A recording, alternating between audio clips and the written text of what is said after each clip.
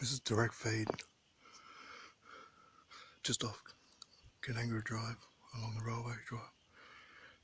There's a drone illegally flies.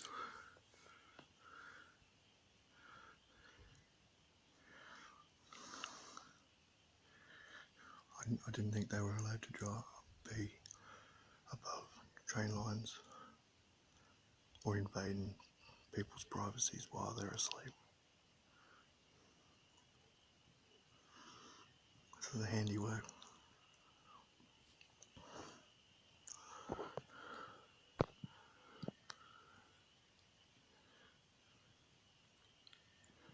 Oh man, that's unreal.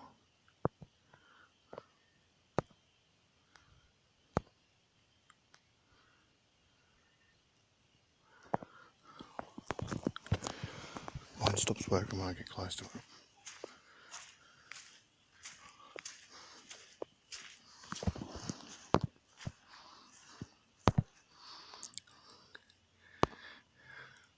Remember, subscribe, like and share.